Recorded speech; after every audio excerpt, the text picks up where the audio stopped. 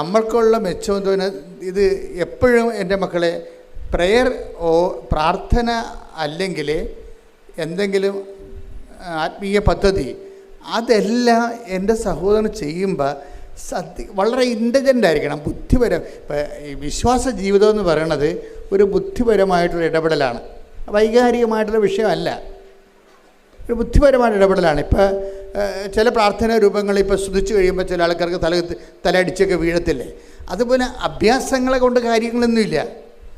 അത് നമ്മൾ ആ വീണ ആൾക്കാർ തന്നെ പിന്നെയും വീണ കാണാം. അപ്പോൾ പിന്നെ അതുകൊണ്ട് ആ പ്രാർത്ഥന എന്താ പ്രയോജനം? വീണ ആൾക്കാർ തന്നെ പിന്നെയും വീഴുകയാണെങ്കിൽ അപ്പോൾ അതിൻ്റെ അകത്ത് എന്തൊക്കെ ഒരു തരികിട ഉണ്ടെന്ന് മനസ്സിലാക്കാം. പക്ഷേ സത്യസന്ധമായിട്ട് ജീവിതത്തെ കാണണം. സത്യസന്ധമായിട്ട് ജീവിതത്തെ കാണുന്നത് എങ്ങനെയാണ്? നമ്മൾ എന്താണ് നമ്മളൊരു പ്രത്യേക ജീവിത സാഹചര്യത്തിലാണ്. ആ സാഹചര്യത്തിലാകുമ്പോൾ നമ്മളൊക്കെ പ്ലഗ് ചെയ്യണം എവിടെയാണ് നമ്മൾ, അല്ലെങ്കിൽ നമ്മൾ പിന്ന് കുത്തിവെക്കണത് എൻ്റെ ഈ ജീവിത സാഹചര്യത്തിൽ എന്നെ രക്ഷപ്പെടുത്തണമെന്നുള്ളപ്പോൾ ഞാൻ എങ്ങനെയെങ്കിലും ആ സങ്കടത്തിൽ നിന്ന് ജോലി ലഭിച്ച് രക്ഷപ്പെടുക എന്നുള്ള ആ ഒരു വിഷയത്തിലാണെങ്കിൽ അതിന് ചാർജില്ല. നിങ്ങളെവിടെ കുത്തിവെക്കേണ്ടത് എവിടെയാണ്? കർത്താവേ, എൻ്റെ കണ്ണീരിൻ്റെ കാലത്ത് നീ പറഞ്ഞിട്ടുണ്ട് നിൻ്റെ വചനത്തിൽ, കണ്ണീരോടെയാണ് അവർ വരുന്നത്, ഞാനവരെ ആശ്വസിപ്പിച്ച് നയിക്കും. അത് നിൻ്റെ വാഗ്ദാനത്തിൻ്റെ ഭാഗമാണ്. അപ്പം നിൻ്റെ വാഗ്ദാന പ്രകാരം ഞാൻ എൻ്റെ സങ്കടത്തിൻ്റെ കാലത്ത് നിന്നിൽ ആശ്രയിക്കുന്നത് എൻ്റെ വിശ്വാസത്തിൻ്റെ വിഷയമാണ്. എൻ്റെ ദൈവവേദനയിലെ ഓരോ ക്ലേശാരിഷ്ടതകളെല്ലാം ആ ക്ലേശാരിഷ്ടതകളുടെ മാനുഷികമായ വശങ്ങളെ മറന്നിട്ട് അതിൻ്റെ ദൈവികമായ വശങ്ങളെ ബൂസ്റ്റ് ചെയ്യണം. അതെന്താണ്? അതിൻ്റെ വിശ്വാസവശമാണ്. പ്രാർത്ഥിക്കുക, കർത്താവ് ദൈവമേ, എൻ്റെ ഓരോ പീഡാനുഭവങ്ങളെയും ആ സമയങ്ങളിലെല്ലാം വിശ്വാസം പ്രഖ്യാപിക്കാനുള്ള ഒരവസരമായി കരുതിക്കൊണ്ട് യേശുക്രിസ്തുവിനെ നാഥനും രക്ഷകനുമായി ഏറ്റുപറയാൻ ക്ലേശങ്ങളിലൂടെ ദൈവം തിരഞ്ഞെടുത്തത് ദൈവവിളിയായി കരുതിക്കൊണ്ട് ഞാൻ എൻ്റെ ക്ലേശങ്ങളെ പ്രതി, രോഗങ്ങളെ പ്രതി, ഭാരങ്ങളെ പ്രതി മുഴക്കം പോലെ അങ്ങനെ ശ്രദ്ധിക്കുന്നു.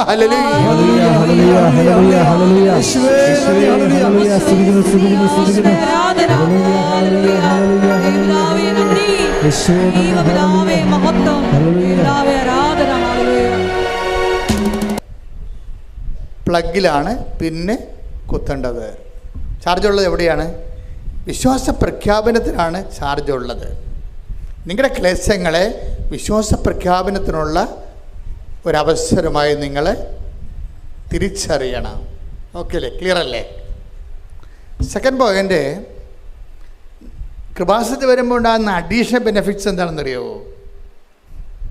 അഡീഷണൽ ബെനിഫിറ്റ്സ് ഇപ്പോൾ എല്ലാ കമ്പനികളും ഓരോ പ്രോഡക്റ്റ് വെക്കുമ്പോഴൊക്കെ അവർ പറയത്തില്ല അഡീഷണൽ ബെനിഫിറ്റ്സ്.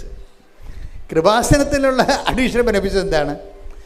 ഇത് മാതാവിൻ്റെ പ്രത്യക്ഷീകരണത്തിൻ്റെ അടിസ്ഥാനത്തിലാണ് ഇതിൻ്റെ ആധ്യാത്മിക ജീവിതം ദൈവം ക്രമീകരിച്ചിരിക്കുന്നത്. മാതാവിൻ്റെ പ്രത്യക്ഷീകരണം എന്ന് പറയുമ്പോൾ നമ്മുടെ ആവശ്യമല്ല. നമ്മൾ മെമ്മോറാണ്ടം കൊടുത്തിട്ടാണ് മാതാവ് പ്രത്യക്ഷപ്പെട്ടത് അല്ല, നമ്മൾ ഉപവാസം അനുഷ്ഠിച്ചിട്ടും അല്ല. നമ്മൾ ദൈവത്തിൻ്റെ ജോലി ചെയ്തപ്പോൾ, അത് വൃത്തിയും മെനയുമായിട്ട് ഭംഗിയായിട്ട് ചെയ്തപ്പോൾ, അതിൻ്റെ അത് വ്യക്തിപരമായ വലിയ കഴമ്പൊന്നുമില്ല ദൈവത്തിന് മനസ്സിലായപ്പോൾ, ദൈവത്തിനെ പറ്റിയ ആളാണെന്ന് മനസ്സിലായപ്പോൾ ദൈവം തിരഞ്ഞെടുത്തൊരു തിരഞ്ഞെടുപ്പാണത്. എന്തിനാണ്? ലോകത്തിലെ വലിയ സന്ദേശങ്ങൾ കൈമാറാൻ വേണ്ടി ദൈവം ഒരു കുഞ്ഞു ധ്യാനകേന്ദ്രത്തെ തിരഞ്ഞെടുത്തതാണ്. സമയഘടികാരം നെഞ്ചിൽ ചാർത്തി അന്ത്യകാലത്തിൻ്റെ വർണ്ണാഫയിൽ ദുരന്തമുണ്ടാകാൻ പോണ് പ്രാർത്ഥിക്കണം. അത്രേ ഉള്ളൂ. ഒരു 10-30 സെക്കൻഡ് ആണ് ആ പ്രത്യക്ഷീകരണം ഉള്ളത്. 10-30 സെക്കൻഡ്. ഈ 10-30 സെക്കൻഡ് ഈ പ്രത്യക്ഷീകരണം വരുമ്പോൾ മാതാവിൻ്റെ ഈ സിൽവർ ഗ്രേയിലുള്ള കളർ മാത്രം മതി നമുക്ക് ഒരു ജന്മം ധ്യാനിക്കാൻ വേണ്ടി. എന്താ കാര്യം? ഇത് യുദ്ധത്തിൻ്റെ കളറാണ് അല്ലേ? അതായത് ഇത് ഭൗമതാപത്തിൻ്റെ കളറാണ്, ഇത് മഞ്ഞുരുക്കത്തിൻ്റെ കളറാണ്, ഇത് പ്രളയത്തിൻ്റെ കളറാണ്, ഇത് അന്ത്യകാലത്തിൻ്റെ കളറാണ്. സമയമെന്നാണ് അമ്മ പറയണത്. പിന്നീട് സമയം. ഇതാരാ പഠിക്കേണ്ടത്? ഞാനിങ്ങനെ കലവരുന്നുണ്ട് നിങ്ങൾ പറഞ്ഞ പോലെ കാര്യമുണ്ടോ? ഇത് സാർവത്രിക സഭ ഈ വിഷയം പഠിക്കണം. പഠിച്ചതിന് ശേഷം എന്താണ് ലോകത്തോട് ഇങ്ങനെ ദൈവം ഒരു വെളിപാട് നൽകിയിട്ടുണ്ട്. ആ സന്ദേശം അനുസരിച്ചുകൊണ്ട് ജനത്തെ ഒരുക്കാനുള്ള ബാധ്യത ഭൂമിയിൽ ആർക്കാണ്? തിരുസഭയ്ക്കാണ് എൻ്റെ ബാധ്യത. കാര്യം ഇന്ന് വരെയുള്ള എല്ലാ സന്ദേശങ്ങളും ദൂതുകളും ലോകത്തിന് കൈമാറിയിരിക്കുന്ന തിരുസഭയാണ്. കാര്യം ദൈവം അന്ന് സ്ഥാപനകാലം മുതൽ ദൈവം അതിനുവേണ്ടി സ്ഥാപിച്ച ലക്ഷ്യം അത് തന്നെയാണ്. തിരുസഭയുടെ 2 ലക്ഷ്യങ്ങൾ ഞാൻ മനസ്സിലാക്കുന്നത്, ഒന്ന് ദൈവരഹസ്യങ്ങളുടെ സൂക്ഷിപ്പാണ്. കളങ്കമില്ലാതെ കറയില്ലാതെ ദൈവരഹസ്യങ്ങളെ സൂക്ഷിക്കുക, ദൈവം വെളിപ്പെടുത്തി കൊടുത്തിട്ടുള്ള രഹസ്യങ്ങളെ. രണ്ടാമത് അതാത് കാലത്ത് ദൈവം വെളിപ്പെടുത്തുന്ന രഹസ്യങ്ങളെ കാലത്തിൻ്റെ ചുവരെഴുത്ത് പോലെ വായിച്ച് വ്യാഖ്യാനിച്ച് ജനതയെ ദൈവത്തിൻ്റെ ഇഷ്ടത്തിലേക്ക് നയിക്കുക. അതിനുള്ള കഴിവ് സഭയ്ക്കുണ്ടാകട്ടെ എന്ന് പ്രാർത്ഥിച്ചുകൊണ്ട് സ്തുതിക്കട്ടെ. ഹല്ലേലൂയ.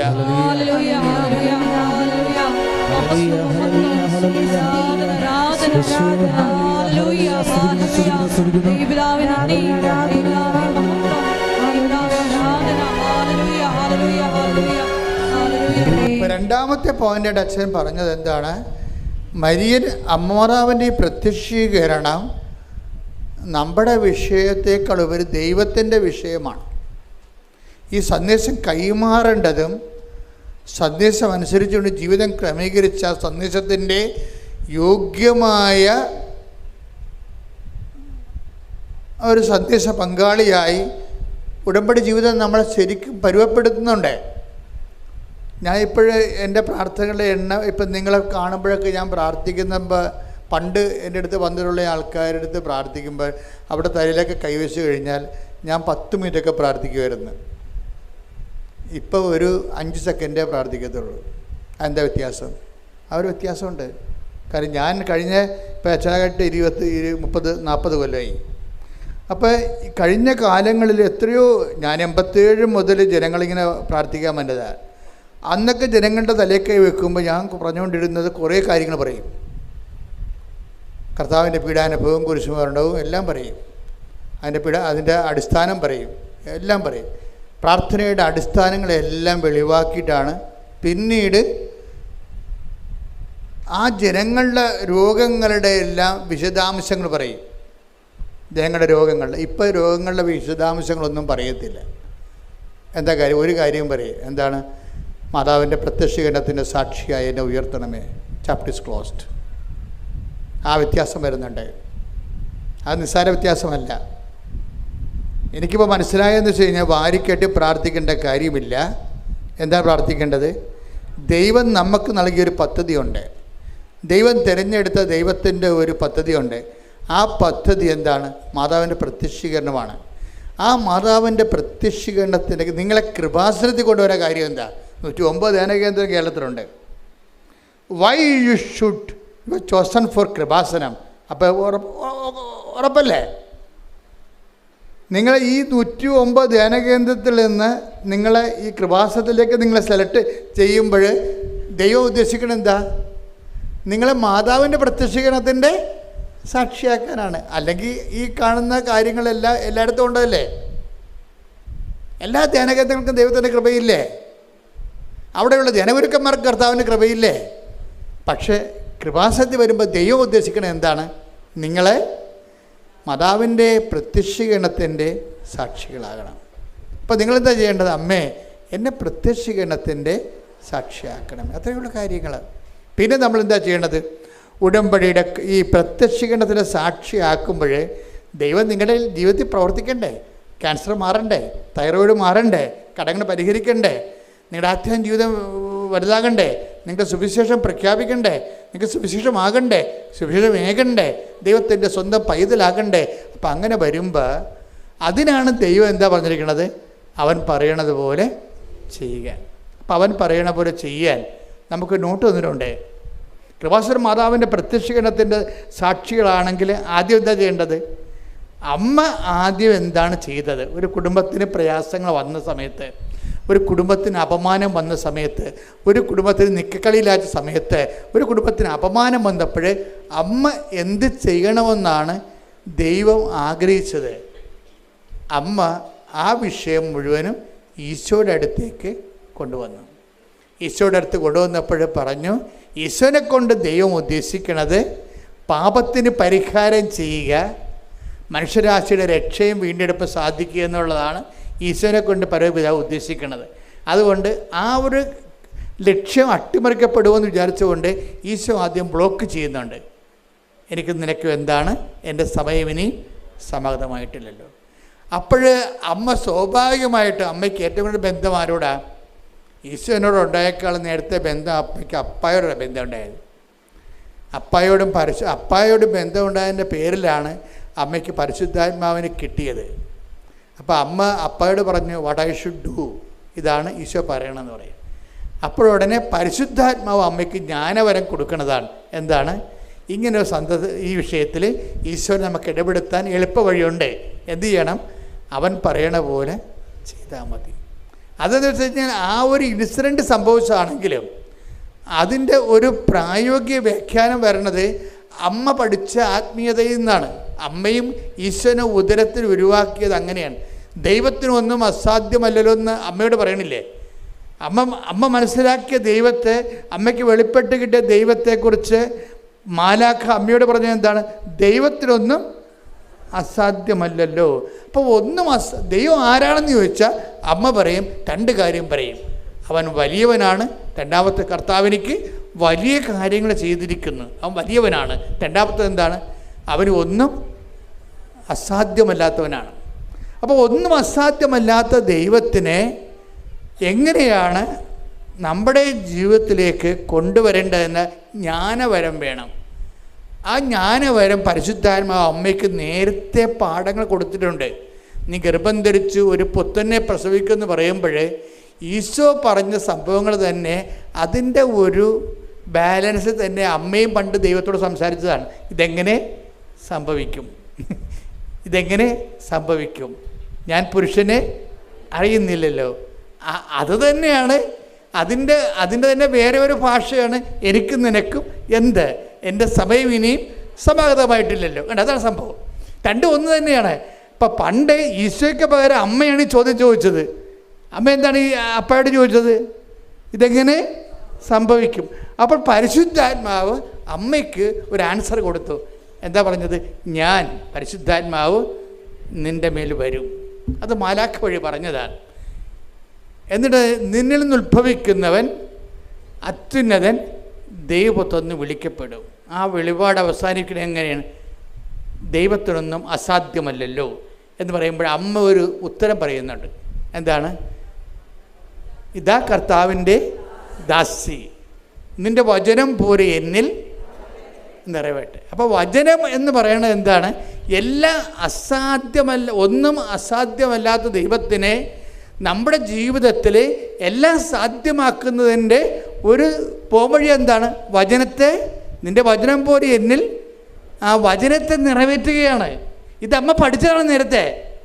ഈ നേരത്തെ പഠിച്ച പാഠത്തിൻ്റെ റിവിഷൻ മാത്രമാണ് കാനായിൽ എനിക്ക് നിനക്ക് എൻ്റെ സമയം ഇനി സമാഗതമായിട്ടല്ലോ എന്ന് പറയുമ്പോഴേ അമ്മ താൻ അനുവർത്തിച്ച് എങ്ങനെയാണോ അസാധ്യമായ ഒന്നും അസാധ്യമല്ല ദൈവത്തിൻ്റെ വചനത്തെ തൻ്റെ ഉദരത്തിൽ മാംസമാക്കിയത്, അതേ ഇക്വേഷൻ, അതേ ഫോർമുല അമ്മ ജനങ്ങളോട് പറയും. എന്താണ്?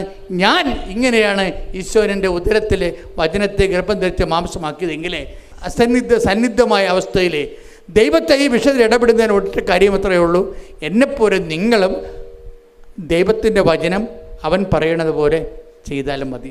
നമ്മൾ ഉടമ്പടി ചെയ്യണത് അതാണ്. നമ്മുടെ വിഷയങ്ങളെ സാധ്യമാക്കുന്നതിന് വേണ്ടിയും ഒന്നും അസാധ്യമല്ല ദൈവത്തിന് നമ്മുടെ ജീവിതത്തിൽ ഇടപെടുന്നതിന് വേണ്ടിയും മരിയൻ സ്പിരിച്വാലിറ്റിയാണ് നമ്മൾ അപ്ലിക്കേറ്റ് ചെയ്യണത്. അതെന്താണ്? അവൻ പറയണത് പോലെ ചെയ്യുന്നു. ഇതാ കർത്താവിൻ്റെ ദാസി നിൻ്റെ അപ്പോൾ വചനമാണ് പ്രശ്നം. വചനത്തെ ആർട്ടിക്കുലേറ്റ് ചെയ്തിട്ട് ഒരു വചനത്തെ എങ്ങനെയാണ് ഈശോയാക്കി കൈയും കാലും വെച്ച് അതവസാനം നിത്യതയുടെ ദൈവത്തിൻ്റെ പദ്ധതിയാക്കി മാറ്റിയത്, അതേ പ്രിൻസിപ്പിൾ തന്നെയാണ് നമ്മുടെ ജീവിതത്തിലെ. ഇപ്പം നമ്മൾ ഉടമ്പടിയിൽ എന്താ ചെയ്യണത്? നമ്മുടെ കോമ്പറ്റൻസി വർദ്ധിപ്പിക്കും, അല്ലേ? കോമ്പറ്റൻസി എന്ന് പറഞ്ഞാൽ ആദ്യം നമ്മൾ ചെയ്യണത് എന്താണ്?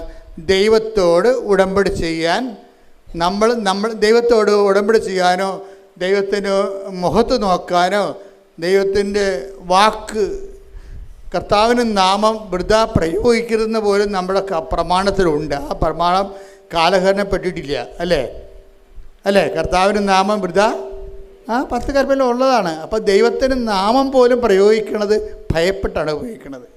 ആ ഒരു സ്ഥാനത്താണ് നമ്മൾ ദൈവത്തോട് ഉടമ്പടി ചെയ്യണത്, ഈശോനോട് ഉടമ്പടി ചെയ്യണത്. ഉടമ്പടി ചെയ്യുന്ന ആരിലൂടെയാണ് നമ്മൾ ചെയ്യണത്? അതിന് നമ്മൾ ചെയ്യുന്ന ഒരു ആ ഉടമ്പടി ചെയ്യാനുള്ള യോഗ്യത കൈവരിക്കുന്നത് എങ്ങനെയാണ്? കോമ്പറ്റൻസിയിലൂടെയാണ്. കോമ്പറ്റൻസി എന്താണ്? നമ്മൾ ദൈവത്തോട് ഉടമ്പടി ചെയ്യാൻ പറ്റുന്ന ഒരാളായിട്ട് നമ്മളെ തന്നെ ഈ 3 മാസം കൊണ്ട് നമ്മൾ ഒരുക്കും. ദൈവത്തോട് ഉടമ്പടി ചെയ്യാൻ പറ്റുന്ന ഒരാളായിട്ട് നമ്മളെ തന്നെ ഒരുക്കും. അതെങ്ങനെ നമ്മൾ ഒരുക്കണത്? അത് 3 പോയിന്റിലൂടെ നമ്മൾ ഒരുക്കണത്, കോമ്പറ്റൻസി വർദ്ധിപ്പിക്കണത്. ചില ആൾക്കാരുടെ ഉടമ്പടി ഇപ്പോഴും കത്താത്തത് എന്താണെന്നറിയാമോ? നിങ്ങളുടെ കോമ്പറ്റൻസി ഇല്ലാത്ത കാരണം ഇപ്പോഴും ഉടമ്പടിയായി ദൈവം അംഗീകരിച്ചിട്ടില്ല. അതാണ് പ്രശ്നം. ചില ആൾക്കാരുടെ ഉടമ്പടി കത്താത്തത് എന്താ കാര്യം? നിങ്ങളിപ്പോഴും ദൈവത്തോട് ഉടമ്പടി ചെയ്യാൻ പറ്റുന്ന ഒരാളായിട്ട് ദൈവം കണ്ടിട്ടില്ല. അതാണ് എൻ്റെ പ്രശ്നം. ദൈവത്തോട് ഉടമ്പടി ചെയ്യണമെങ്കിൽ ഉടമ്പടിയുടെ കവനൻ്റ് കോമ്പറ്റൻസി ഉണ്ട്. കവനൻ്റ് കോമ്പറ്റൻസിയിൽ 3 പോയിന്റുകളുണ്ട്. ഈ 3 പോയിന്റും വൃത്തിയായിട്ട് ചെയ്താൽ നമ്മൾ കോമ്പറ്റൻ്റായി. എന്താണ്? ദൈവത്തോട് ഉടമ്പടി ചെയ്യാൻ പറ്റുന്ന ഒരാളായി മാറി. ഒന്നാമത്തത് എന്താണ്? അനുതപിക്കുക, വചനത്തിൽ വിശ്വസിക്കുക. അതാണ് സംഭവം. ഒന്നാമത്തത് നമ്മൾ ആദ്യമായി ഈ ഭാഗം നമ്മൾ ചെയ്തില്ലെങ്കിൽ ബാക്കി രണ്ടും ചെയ്യാൻ പറ്റത്തില്ല. അതാണ് ഏറ്റവും വലിയ വിഷയം. പലർക്കും ഉടമ്പടി വന്നിരിക്കുന്ന ഒരു ചെറിയ പരാജയം അതാണ്. ഈ ഭാഗം നമ്മൾ ചെയ്ത് അനുതപിക്കുക, സുവിശേഷത്തിൽ വിശ്വസിക്കുക എന്ന് പറയുമ്പോഴേ നമ്മുടെ അനുതാപം എന്ന് പറയണത് സുവിശേഷം വിശ്വസിക്കുമ്പോൾ ഒരു വ്യക്തിക്കുണ്ടാകുന്ന അനുതാപമാണ്. ലോകത്തിൽ പലതരം അനുതാപങ്ങളുണ്ട്. ഞാനതിൽ ഖേദിക്കുന്നു എന്നൊക്കെ മന്ത്രിമാർ പറയത്തില്ലേ? അങ്ങനെ ഞാൻ അന്ന് പറഞ്ഞതിൽ ഞാൻ ഖേദിക്കുന്നു. ആ ഖേദമൊന്നും അനുതാപമല്ല. സുവിശേഷവിഹിതമായ രക്ഷാകരമായ അനുതാപം. അനുതാപം 2 തരമുണ്ട്. കേവല അനുതാപമുണ്ട്, മാനുഷിക അനുതാപം ഉണ്ട്. പക്ഷേ രക്ഷാകരമായ അനുതാപമുണ്ട്. രക്ഷാകരമായ അനുതാപം എന്ന് പറയുന്നത് എന്താണ്? സുവിശേഷത്തിൽ വിശ്വസിക്കുന്നത് നിമിത്തം നമുക്കുണ്ടാകുന്ന അനുതാപം. സുവിശേഷം വിശ്വസിക്കുമ്പോൾ ദൈവത്തിൻ്റെ മനസ്സ് നമ്മൾ അറിയുന്നു. ദൈവത്തിൻ്റെ മനസ്സറിയുമ്പോഴേ നമ്മുടെ ചില ചെയ്തികളെക്കുറിച്ച് നമ്മൾക്ക് അനുതാപം ഉണ്ടാകുന്നു. അതുകൊണ്ടാണ് സുവിശേഷത്തിന് ധ്യാനം എപ്പോഴും കൂടണം. എപ്പോഴും നിങ്ങൾ സുവിശേഷത്തിൻ്റെ വായിക്കണമെന്നൊക്കെ അച്ഛൻ പറയുന്നതിൻ്റെ കാരണം അതാണ്. പ്രാർത്ഥിക്കുക, കർത്താവ് ദൈവമേ, രക്ഷാകരമായ അനുതാപം എന്നിൽ ജനിച്ച് ദൈവത്തോട് ഉടമ്പടി ചെയ്യുവാൻ യോഗ്യതയുള്ള വ്യക്തിയായി മാറുന്നതിനായി കർത്താവേ സുവിശേഷവിഹിതമായ അനുതാപത്താൽ എന്നെ അഭിഷേകം ചെയ്യണം.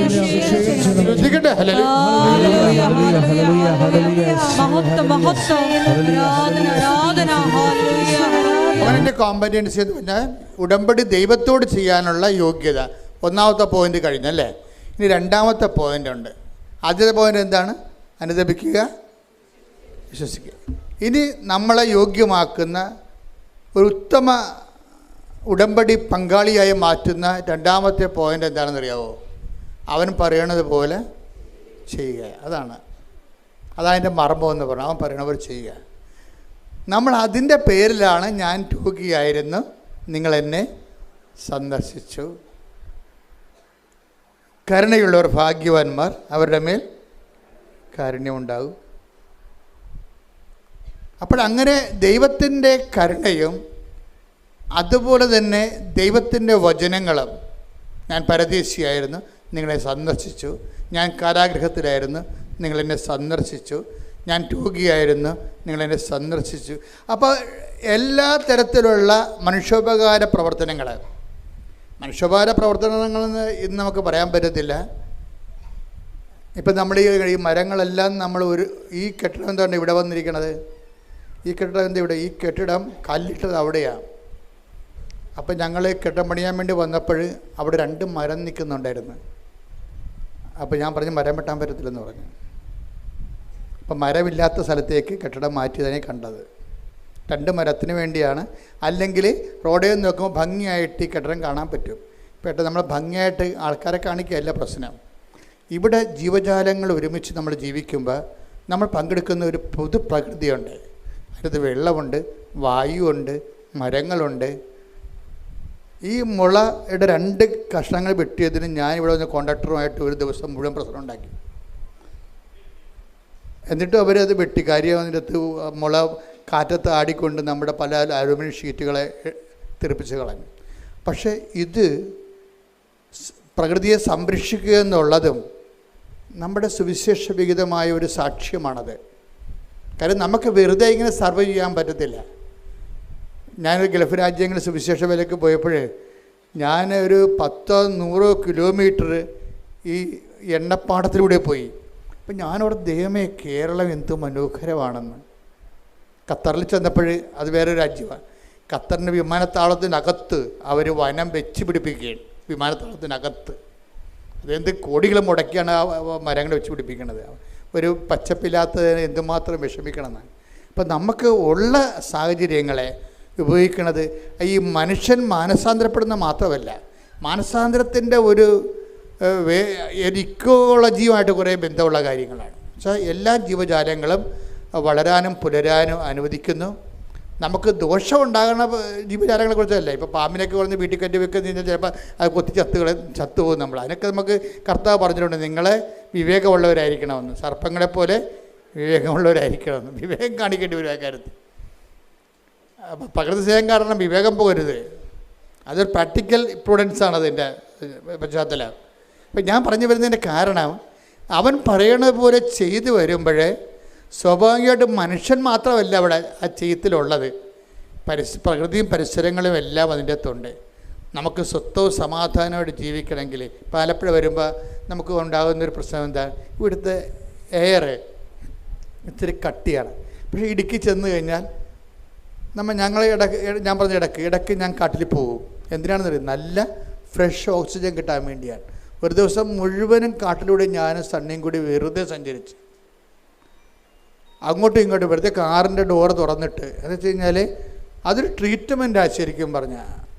അത് നമ്മൾ ദൈവം തന്ന ഏറ്റവും വലിയ നിധിയാണ് ഈ പ്രാണവായു എന്ന്.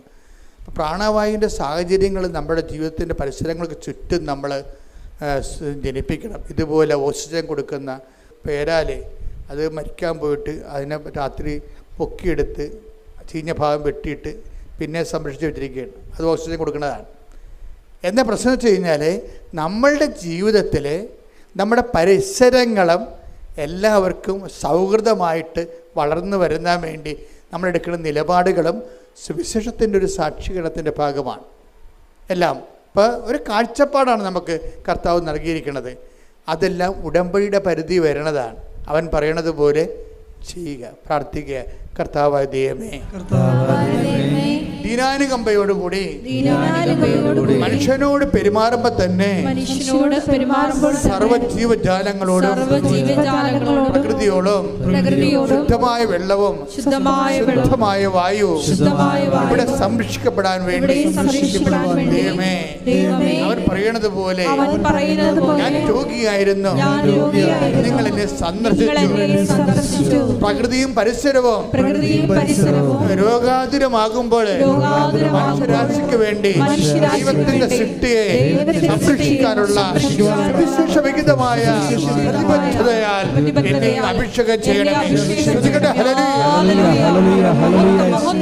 അപ്പോഴേ നമ്മളെ രണ്ടാമത്തെ വിഷയം കോമ്പറ്റൻസിയുടെ വിഷയമാണ്.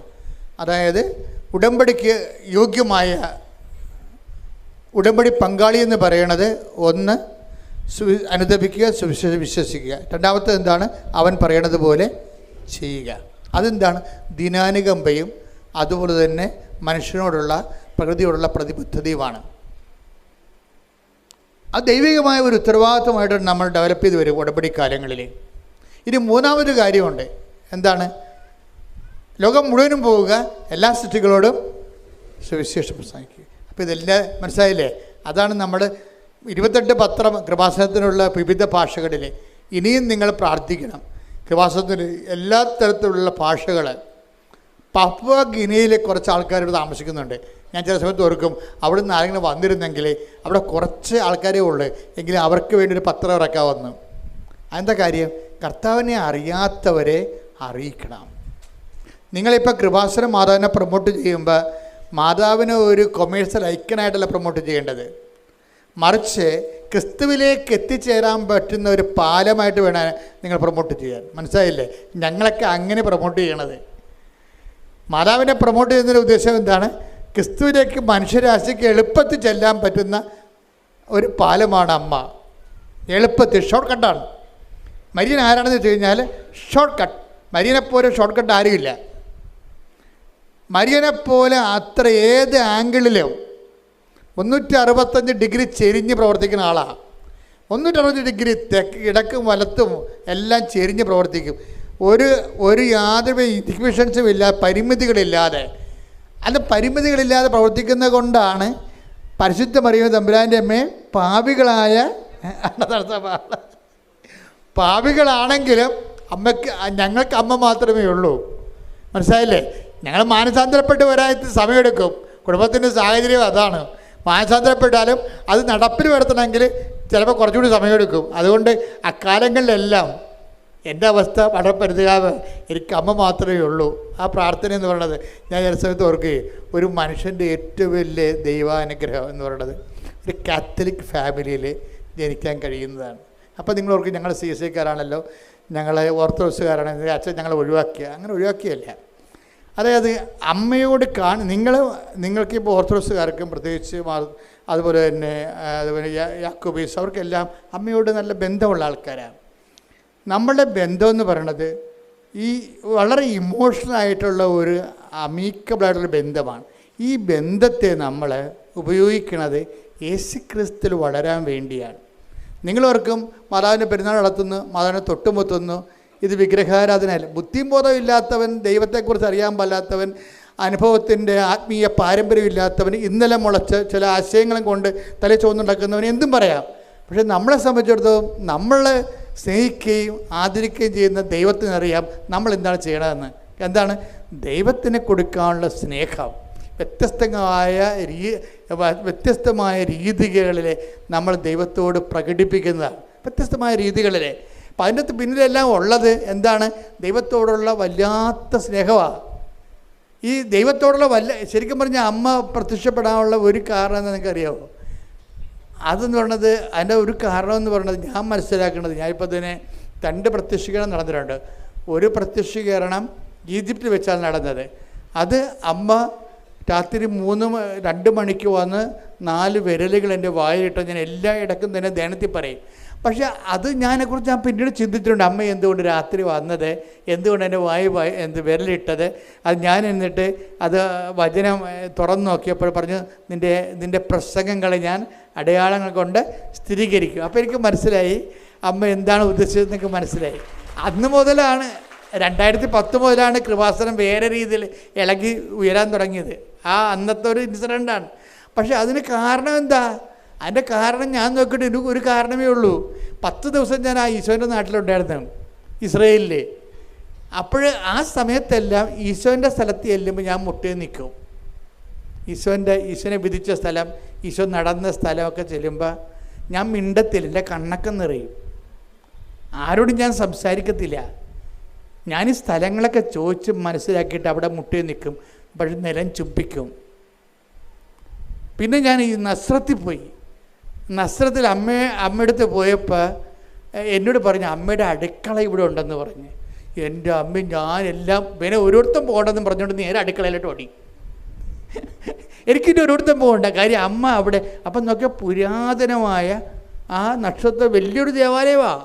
അതിൻ്റെ അകത്താണ് ഒരു സ്ഥലത്താണ് അമ്മയുടെ വീടുണ്ടായിരുന്നത്. അവിടെയാണ് അടുക്കള. ആ അടുക്കളയും അമ്മ വെള്ളം കോരിയ കിണറും ഒക്കെ കുഞ്ഞു കിണറാണ്, കുറേ ആഴമുണ്ട്. അവിടെ എല്ലാം ഗ്രില്ല് ചെയ്തിരിക്കുന്നതാണ്.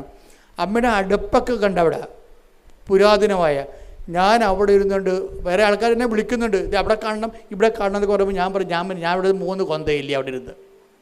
ആ അടുക്കളയിരുന്ന് അമ്മ ഈശോയ്ക്ക് കുപ്പൂസൊക്കെ ഉണ്ടാക്കി കൊടുത്ത സ്ഥലമാണത്, ചപ്പാത്തിയൊക്കെ ഉണ്ടാക്കി കൊടുത്ത സ്ഥലമാണ്. അപ്പം അമ്മ എന്തുമാത്രം സങ്കീർത്തനം പാടിയിട്ടായിരിക്കും അവിടെ ഇരുന്നുകൊണ്ട് ഇതൊക്കെ ചെയ്തിരിക്കണത്. അപ്പം ഈശോയും അവിടെ ജീവിച്ച സ്ഥലമാണ്. അപ്പം ഞാൻ കുറേ നേരം അവിടെ ഇരുന്ന് ഇരുന്ന് ഒരു 3 കൊന്ത ചൊല്ലി. ഇപ്പം ഞാൻ ഓക്കെ ആയി.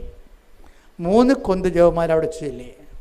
അപ്പോൾ ഇങ്ങനെ ഓരോ സ്ഥലത്ത് ചെല്ലുമ്പോഴും ഞാൻ 10 ദിവസം ഉണ്ടായി.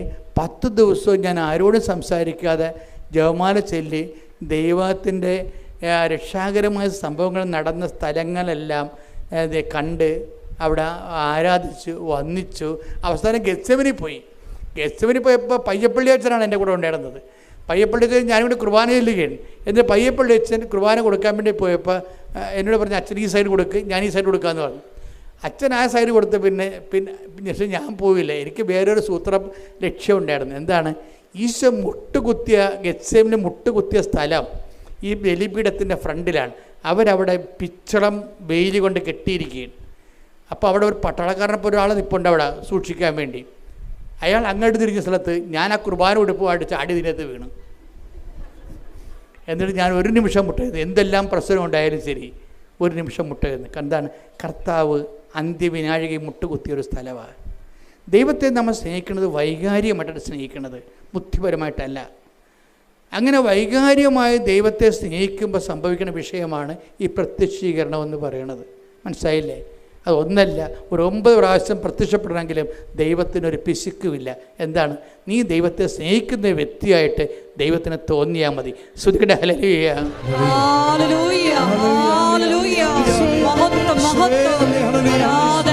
നമ്മൾ സുവിശേഷം കൈമാറുന്നതിനേക്കാൾ വലിയ കാര്യമാണ് നിങ്ങളീ കൈമാറുന്നത് ദൈവത്തോടുള്ള സ്നേഹം കൊണ്ടാണെന്ന് ദൈവത്തിന് മനസ്സിലാകണം. അതാണ് വിഷയം.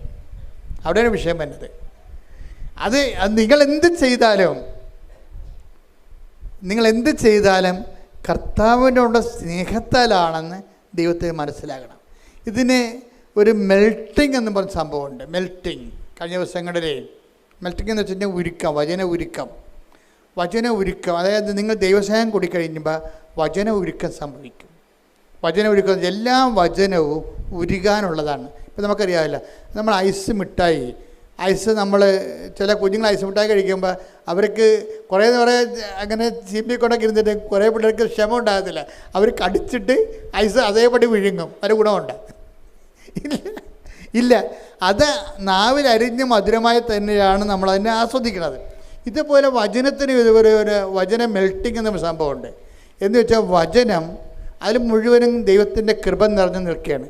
ഇത് നമ്മുടെ വിശ്വാസം, പ്രത്യാശ, സ്നേഹം, പ്രത്യേകിച്ച് സ്നേഹം കൊണ്ട് വചനം മെൽട്ടാകും. നിങ്ങളുടെ ഈ വചനം ഓപ്പൺ ചെയ്ത് കിട്ടാത്തതിൻ്റെ കാരണം എന്താണെന്നറിയാമോ? വചനം നിങ്ങളെ ഇപ്പം നമ്മൾ മുട്ട വിരിയണമെങ്കിൽ എന്ത് ചെയ്യണം? തള്ളക്കോഴിയുടെ ചൂട് വേണം. മഞ്ഞുരുകണമെങ്കിൽ എന്ത് വേണം? സൂര്യൻ്റെ വെയിൽ വേണം. വചനം ഉരുകണമെങ്കിൽ എന്ത് ചെയ്യണം? ദൈവസ്നേഹത്തിൻ്റെ ചൂട് വേണം. ശ്രുതിക്കട്ടെ ഹല്ലേലൂയ. സഞ്ചാരി മാതാവേ. അപ്പം എല്ലാ ഈ ഉടമ്പടി പെട്ടെന്ന് നമുക്ക് അതിൻ്റെ ഫലം കിട്ടാനുള്ള ഏറ്റവും വലിയ മാർഗം എന്താ? മക്കൾ ചെയ്യുന്നതെല്ലാം ദൈവസ്നേഹത്തോടെ ആകണം. അവൻ പറയണ പോലെ ചെയ്യുക എന്ന് പറയുമ്പോൾ അവൻ പറയുമ്പോൾ നമുക്ക് സാങ്കേതികമായിട്ട് ചെയ്യാൻ പറ്റും. പക്ഷേ ഇത് വർക്കൗട്ട് ചെയ്യാൻ താമസിക്കും. അവൻ പറയുന്ന പോലെ ചെയ്യാൻ പറയുമ്പോൾ നമ്മൾ ചെയ്യും, പക്ഷേ അത് സാങ്കേതികമാണ്, ടെക്നിക്കലായിട്ടാണ്. പക്ഷേ ചെയ്യുമ്പോൾ ഉണ്ടാകുന്ന വിഷയം, ഇപ്പോൾ ലോകം മുഴുവൻ പോവുക, എല്ലാ സൃഷ്ടികളും സുവിശേഷം പ്രസംഗിക്കാൻ പറഞ്ഞാലും നിങ്ങൾ ഒരു പത്രമാണ് ഒരു ദിവസം കൊടുത്തതെങ്കിലും അത് ദൈവസ്നേഹത്തോടെ കൊടുക്കണം. 50 പത്രം ദൈവസ്നേഹമില്ല കൊടുക്കുന്നതിനേക്കാൾ വിലയാണ് ഒരു പത്രം ദൈവസ്നേഹത്തോടെ കൊടുക്കുന്നത്, ഇല്ലേ? അതുകൊണ്ട് അപ്പോഴാണ് വചനം മെൽറ്റാകണത്. കർത്താവ് ഒരു വാക്ക് പറഞ്ഞായിരുന്നേ. എന്താ പറഞ്ഞത്? എന്നെ സ്നേഹിക്കുന്നവന് ഞാൻ എന്നെ തന്നെ വെളിപ്പെടുത്തും. ഒന്ന് പ്രാർത്ഥിച്ച് ഒന്ന് വായിച്ചു നോക്കിയേ, എടുത്ത് വായിച്ച് ശ്രുതിക്കട്ടെ ഹല്ലേലൂയ.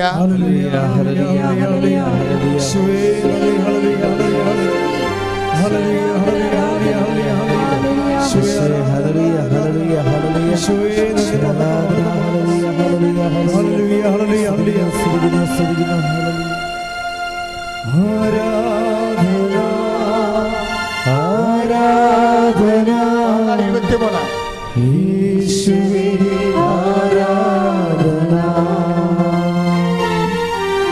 ആരാധന ആരാധന യേശുവേ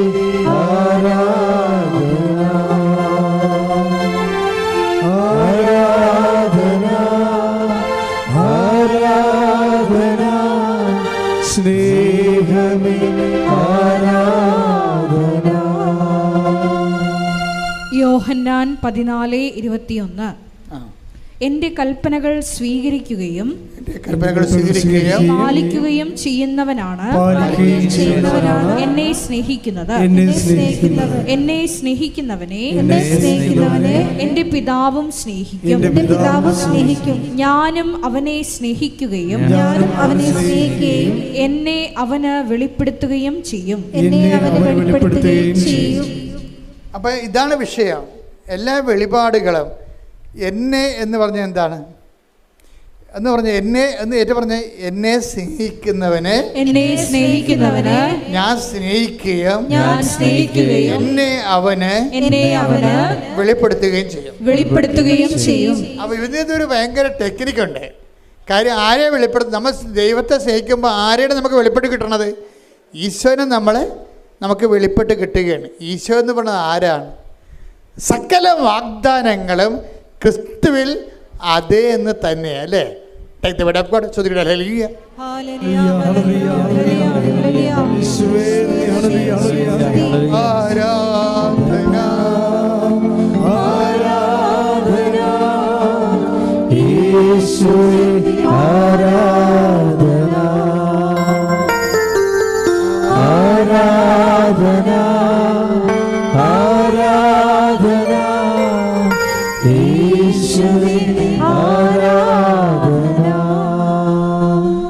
കൊരിന്തോസ് 1:20.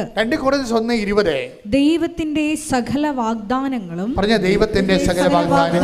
ക്രിസ്തുവിൽ അതേ എന്ന് തന്നെ. ദൈവത്തിന്റെ സകല വാഗ്ദാനങ്ങളും ക്രിസ്തുവിൽ അതേ തന്നെയാണ്. അപ്പോഴേ മനുഷ്യൻ നിനക്ക് ജോലിയില്ല, വീടില്ല, വിവാഹം വെക്കണില്ല, ജപ്തി നടപടിയാണ്, നിൻ്റെ കുഞ്ഞുങ്ങളില്ല എന്ന് പറയുമ്പോഴേ ഇതെല്ലാം ദൈവം നമുക്ക് വെച്ചിരിക്കുന്നത് വാഗ്ദാനത്തിൻ്റെ രൂപത്തിലാണ് അല്ലേ? നമ്മുടെ ഇല്ലായ്മകളെല്ലാം ദൈവം നമുക്ക് തരുന്നതിന് വേണ്ടി സ്വരുക്കൂട്ടിരിക്കുന്ന പദ്ധതി എന്ന് പറഞ്ഞാൽ എന്താണ്? പ്രോമിസാണ്, വാഗ്ദാനമാണ്. എന്നെ സ്നേഹിക്കുന്നവനെ എന്നെ തന്നെ വെളിപ്പെടുത്തുമെന്ന് പറയുമ്പോൾ നമ്മൾ ഈശോനെ ഉടമ്പടി ജീവിച്ചുകൊണ്ട് ഈശോനെ സ്നേഹിച്ച് കഴിയുമ്പോൾ എന്ത് പറ്റും? സകല വാഗ്ദാനങ്ങളും നമ്മുടെ ജീവിതത്തിൽ നമ്മൾ അനുഭവിച്ചിരിക്കുന്ന സങ്കീർണമായ പല പ്രശ്നങ്ങൾക്കും ഈശോയാണ് പരിഹാരമായതുകൊണ്ട് തന്നെ ആ ദൈവസ്നേഹത്താലാണ് നമ്മുടെ വിഷയങ്ങൾക്ക് പരിഹാരം കാണാൻ പോകുന്നത്. അതിന് മധ്യസ്ഥയാണ്, മാതൃകയാണ് പരിശുദ്ധ അമ്മ. ശ്രുതിക്കട്ടെ ഹല്ലേലൂയ.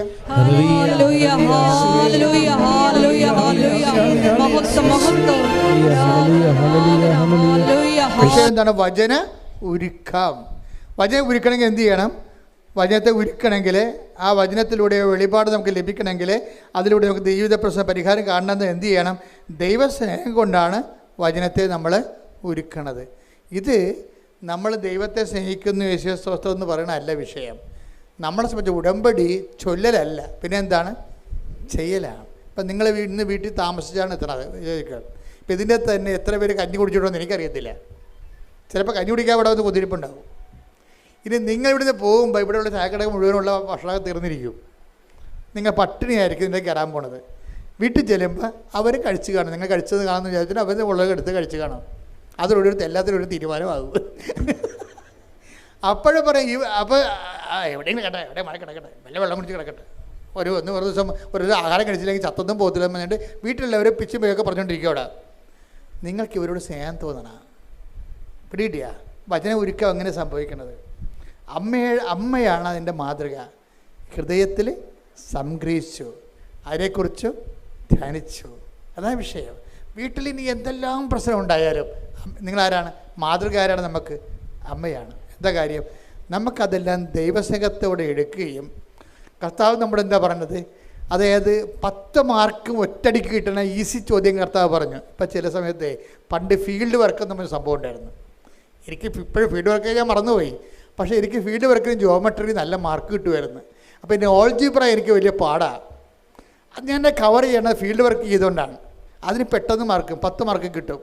അപ്പോൾ എനിക്കൊക്കെ ദൈവമേ അതിന് കുറച്ച് മാർക്ക് കിട്ടിയാണ് നമ്മൾ മാത്സ് ജയിച്ചാലെന്ന് വിചാരിച്ചുകൊണ്ട് ഞാൻ അതൊക്കെ ചെയ്യും. അതെനിക്ക് ഈസിയാണ്, സിമ്പിളാണ്. ഇതുപോലെ കൂടുതൽ മാർക്ക് സിമ്പിളായിട്ട് കൂടുതൽ മാർക്ക് കിട്ടാൻ പറ്റിയ പരിപാടി എന്താണെന്ന് അറിയാമോ? ഈശോ കുറേ പരിപാടി പറഞ്ഞിട്ടുണ്ട്. എന്താണ്? നിങ്ങൾ ദ്രോഹിക്കുന്നവരെ, അത് 20 മാർക്കാണ്. 20 മാർക്കാണ്. ദ്രോഹിക്കുന്നവരെ ആശീർവദിക്കുവേൻ. അതാണ് വചന ഉരുക്കം. അങ്ങനെ ആശീർവദിക്കണമെങ്കിൽ നമ്മൾക്ക് അവർ കാണിച്ചിരിക്കുന്ന കാട്ടായം കാരണം നമുക്ക് അവരെ ആസ്വദിക്കാൻ പറ്റുമോ? എന്നാ പറ, ഒരിക്കലും പറ്റത്തില്ല. ഇപ്പം നാത്തൂനായാലും അമ്മയായാലും മരുമകളായാലും അമ്മായിയമ്മയായാലും നമ്മൾ കാണിച്ചിരിക്കുന്ന കാട്ടായം ഓർത്താണെങ്കിൽ നമ്മൾ പാറ എടുത്ത് അവിടെ തലക്കിട്ട് അടിക്കും. പക്ഷെ നമ്മൾ സ്നേഹിക്കും. എന്താ കാര്യം? നമ്മൾ ദൈവത്തോടുള്ള സ്നേഹത്താലാണ് അവരെ നമ്മൾ സ്നേഹിക്കേണ്ടത്. ദ്രോഹിക്കുന്നവരെ ആശീർവദിക്കാൻ നല്ല മാർക്കുണ്ട്. ഇങ്ങനെ എന്താ പ്രശ്നം? വചനം ഒരുക്കമെന്ന് പറയുമ്പോൾ ഒരു വചനത്തിന് കർത്താവ് മെൽട്ട് ചെയ്ത് നിനക്കത് അനുഭവമാക്കി തരുന്നതിന് ദൈവം എടുക്കുന്ന അളവ് കോര് നിൻ്റെ ദൈവസ്നേഹമാണ്. ഇപ്പോൾ ഉടമ്പടി എടുക്കുന്ന ആൾക്കാർ ദൈവത്തോടും മനുഷ്യനോടും പൊരിഞ്ഞ സ്നേഹമായിരിക്കും. പൊരിഞ്ഞ സ്നേഹം അല്ലെങ്കിൽ ആക്കണം. അങ്ങനെ വരുമ്പോൾ ദൈവത്തിന് നിങ്ങളോട് സംസാരിക്കാൻ കൊതിയാകും. എപ്പോഴും നമ്മളോട് സംസാരിച്ചുകൊണ്ടിരിക്കും ദൈവം. നിങ്ങൾ ദൈവത്തോട് സംസാരിക്കുന്ന ആൾക്കാരാണ്. കഴിഞ്ഞ ദിവസങ്ങളിൽ ഒരു സാക്ഷ്യം ഉണ്ടായി. ഞാൻ കാശ്രീം വെച്ചുകൊണ്ട് അമ്മയോട് കുറേ വർത്തമാനം പറയുമെന്ന്. മിറലെന്നും പറഞ്ഞൊരു പോലെ സാക്ഷ്യം പറഞ്ഞാണ്. ഞാൻ കാശ്രീം വെച്ചുകൊണ്ട് അമ്മയോട് കുറേ വർത്തമാനം പറയുമെന്ന്. നിങ്ങളൊക്കെ പറഞ്ഞു കൊടുത്താണെന്ന് എനിക്കറിയാം. പക്ഷേ അതുപോലെ തന്നെ ദൈവത്തിനൊരു കൊതിയുണ്ട്. ദൈവം നമ്മോട് സംസാരിക്കുന്നുണ്ട് ഓരോ വിഷയം. ഇപ്പോൾ കഴിഞ്ഞ ദിവസങ്ങൾ എന്നോട് പറഞ്ഞ് നീ ഒന്ന് ചിന്തിച്ച് നോക്കിയേ, റോമാ 8:32 വായിക്കാൻ പറഞ്ഞു. അപ്പോൾ ഞാൻ 8:32 വായിച്ചപ്പോൾ ഞാൻ പറഞ്ഞു നമുക്ക് യേശുക്രിസ്തു വായിച്ചത് ശ്രദ്ധിക്കട്ടെ. ഹല്ലേലൂയ,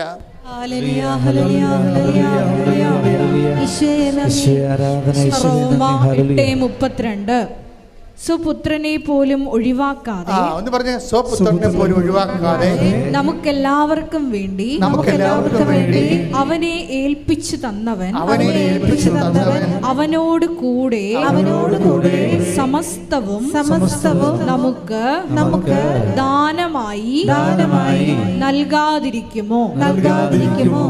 ഇതിൻ്റെ ഒരു പ്രശ്നം എന്താണെന്ന് അറിയാം. ഭജന ഒരുക്കം എന്താ പറയുക? ഭജന ഒരുക്കത്തിൽ പരിശുദ്ധാത്മ പറഞ്ഞാൽ എന്താണ്? സി ജോസഫ്, ഇതാണ് അപ്പായുടെ ഒരു മാനസികാവസ്ഥ. നീ എങ്ങനെ രക്ഷപ്പെടുമെന്ന് ചോദിച്ചു. എന്താ കാര്യം? അപ്പ എന്ത് ചെയ്യണമെങ്കിലും യേശുക്രിസ്തുവിൻ്റെ കൂടെ ചെയ്യത്തുള്ളൂ. അതാണ് വിഷയം. അതാണ് ഭജന ഒരുങ്ങിയത്. അപ്പ എന്ത് ചെയ്യണമെന്നുണ്ടെങ്കിലും യേശുക്രിസ്തുവിൻ്റെ കൂടെ ചെയ്യത്ത്. യേശുക്രിസ്തുവിനെ മാറ്റിക്കൊണ്ട് ഒരു ഉരുക്കവും ഇല്ല. അതുകൊണ്ട് തന്നെ നമ്മുടെ ബുദ്ധിയുള്ളവരെന്ത് ചെയ്യണം? യേശുക്രിസ്തുവിനെ സ്വന്തമാക്കാൻ വേണ്ടി വേണം ഈ ഉടമ്പടി ചെയ്തുകൊണ്ടിരിക്കാൻ, ഉടമ്പടി ജീവിക്കാൻ. കാര്യം എന്താണ്?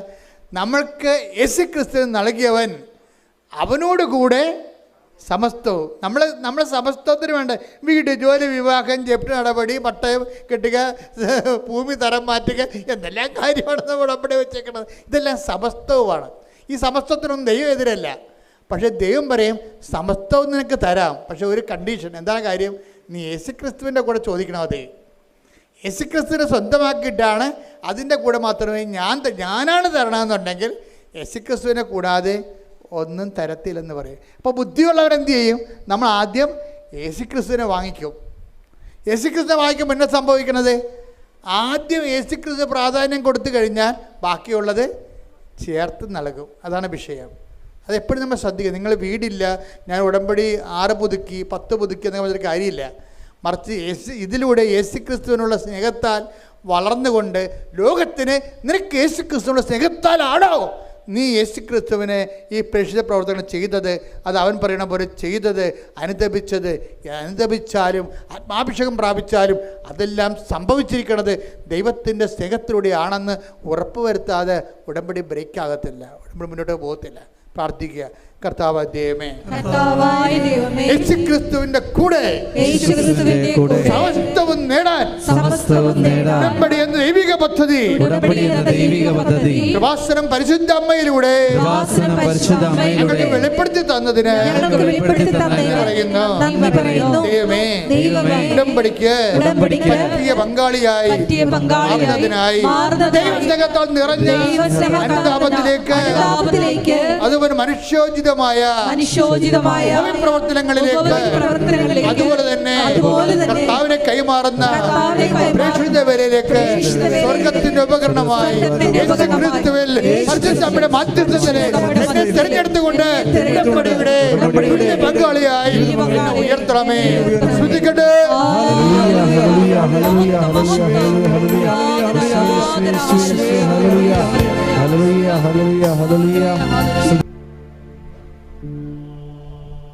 കർത്താവിനെ നിങ്ങൾ സൂക്ഷിച്ചു നോക്കുക.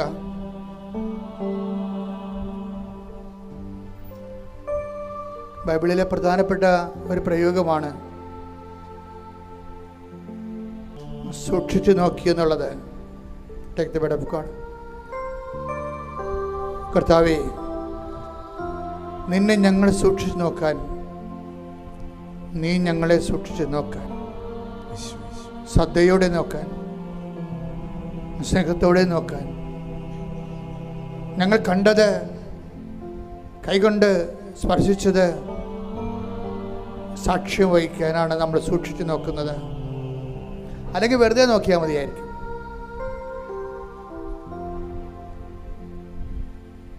കർത്താവിനെ നമ്മൾ സൂക്ഷിച്ചു നോക്കുന്നത്, നിങ്ങൾ കണ്ണുകൊണ്ട് കണ്ടത്, ചെവി കൊണ്ട് കേൾക്കേണ്ടത്, കൈകൊണ്ട് സ്പർശിച്ചത്, ജീവന്റെ വചനത്തെക്കുറിച്ച് സാക്ഷ്യം വഹിക്കുന്നതിന് വേണ്ടിയാണ്.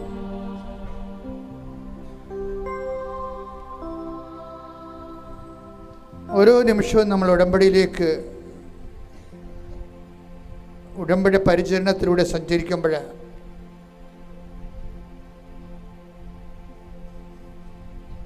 കർത്താവിനെ കണ്ണുകൊണ്ട് കാണാൻ, ചെവി കൊണ്ട് കേൾക്കാൻ, കൈകൊണ്ട് സ്പർശിക്കാൻ അദമ്യമായ ആഗ്രഹത്തോടു കൂടിയാണ്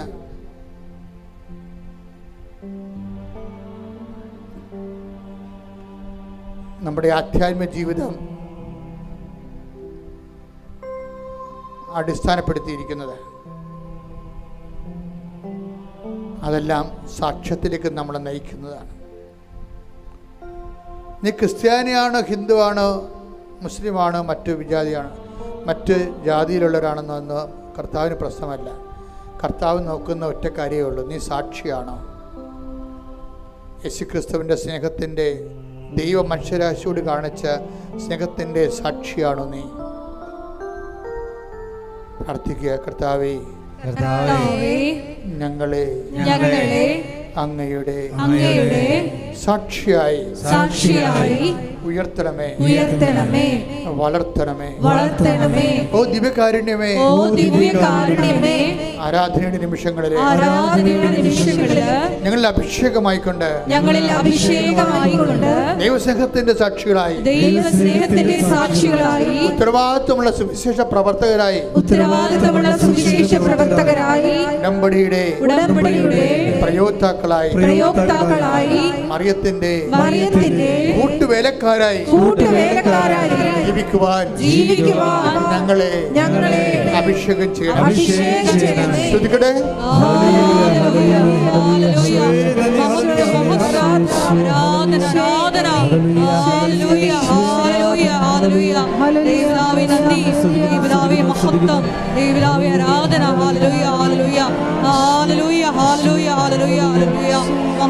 മർക്കോസ് 8:25. വീണ്ടും യേശു അവന്റെ കണ്ണുകളിൽ കൈകൾ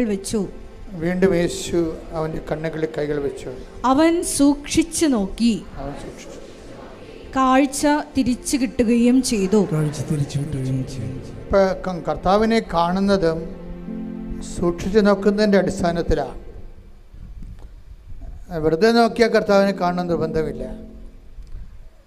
നമ്മൾ സീരിയസ് ആണെന്ന് നോക്കണം. ഒരു സീരിയസ് ലുക്ക്. ഉടമ്പടി നമുക്ക് വെറുതെ ഒരു ഉടമ്പടി എടുക്കാം, പക്ഷേ സൂക്ഷിച്ച് നമുക്ക് ഉടമ്പടി എടുക്കാൻ പറ്റും. അപ്പോൾ ദൈവത്തിന് തോന്നണം നിങ്ങൾ സൂക്ഷിച്ചാണ് ഉടമ്പടി എടുക്കണമെന്ന്. സൂക്ഷിച്ച് ഉടമ്പടി എടുക്കുമ്പോൾ ഉടമ്പടിയുടെ എല്ലാ കാര്യങ്ങളിലും ദൈവസ്നേഹത്തിൽ നിങ്ങൾ വളരുന്നുണ്ടോ നിങ്ങൾ സൂക്ഷിക്കുക. പ്രാർത്ഥിക്കുക.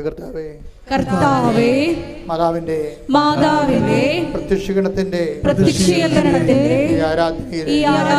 ഞങ്ങളുടെ ജീവിതത്തിലെ അങ്ങയെ സൂക്ഷിച്ചു നോക്കി കാഴ്ച പ്രാപിച്ചത് മറ്റുള്ളവർക്ക് കണ്ണുകൊണ്ട് കണ്ടത്, ചെവി കൊണ്ട് കേട്ടത്, ജീവന്റെ വചനത്തെക്കുറിച്ച് അങ്ങയെക്കുറിച്ച് സാക്ഷിയാകുവാൻ കർത്താവേ, സാക്ഷിയാകാൻ വേണ്ടി അങ്ങയെ സൂക്ഷിച്ചു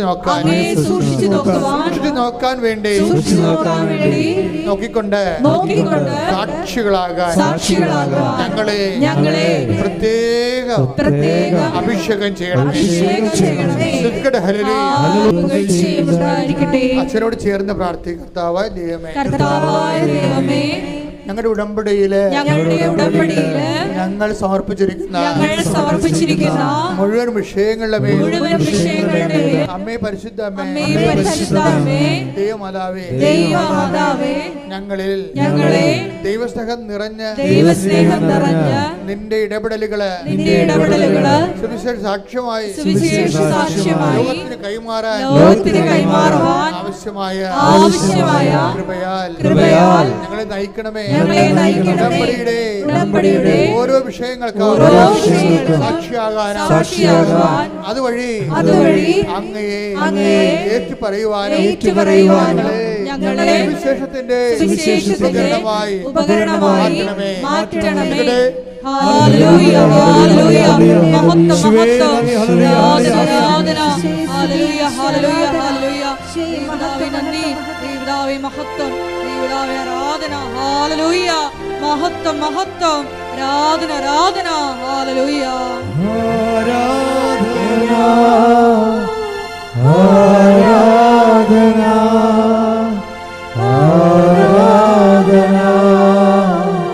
ആരാധന, ആരാധന, ആരാധന,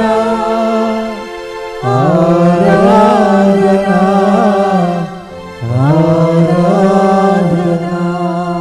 പരിശുദ്ധ പരമദിവ്യകാരുണ്യത്തിന് ആരാധനയും സ്തുതിയും പുകഴ്ചയും ഉണ്ടായിരിക്കട്ടെ. മക്കളില്ലാത്തവർക്കും കല്യാണം ഒത്തുവരാത്തവർക്കും കല്യാണം ഒത്തത്, കല്യാണം കഴിച്ചവർ തന്നെ പിരിഞ്ഞ് താമസിക്കുന്നവർക്ക് വേണ്ടി പ്രാർത്ഥിക്കാൻ ഞാൻ ചിന്തിക്കാതെ ആലോചിക്കാതെ ഇപ്പോൾ ആത്മാവിൽ ഓർത്തിരിക്കാൻ. അപ്പോൾ ആ 3 കാര്യങ്ങൾക്ക് ഇപ്പോൾ സമാധാനം ഉണ്ടാകുന്നത് ഉറപ്പായിട്ടും വിശ്വസിക്കാം. അച്ഛനോട് ചേർന്ന് പ്രാർത്ഥിക്കുക. കർത്താവേ, വിവാഹം ഒത്തുവരാത്ത പുരുഷന്മാരെയും സ്ത്രീകളെ യുവതികളെയും അങ്ങയുടെ തിരുസന്നിധിയിൽ ഇപ്പോൾ സമർപ്പിക്കുന്ന അമ്മേ പരിശുദ്ധ അമ്മേ, അവരുടെ മേലെല്ലാം 41 ദിവസത്തിനുള്ളിൽ അവർക്ക് ജീവിത പങ്കാളിയെ കണ്ടുപിടിക്കാൻ ഉടമ്പടിയുടെ സാക്ഷ്യപേടകത്തില് ഞങ്ങൾ എഴുതിയിട്ടിരിക്കുന്ന വിഷയത്തിന്റെ മേലെ പരിശുദ്ധമ്മയുടെ മാധ്യസ്ഥതയിലെ തീരുമാനമുണ്ടാകാൻ ഞങ്ങൾ എല്ലാവരുടെയും പ്രാർത്ഥനകള് ഇപ്പോൾ അങ്ങനെയുള്ള സങ്കടക്കാർക്ക് വേണ്ടി പ്രാർത്ഥിക്കുന്നു.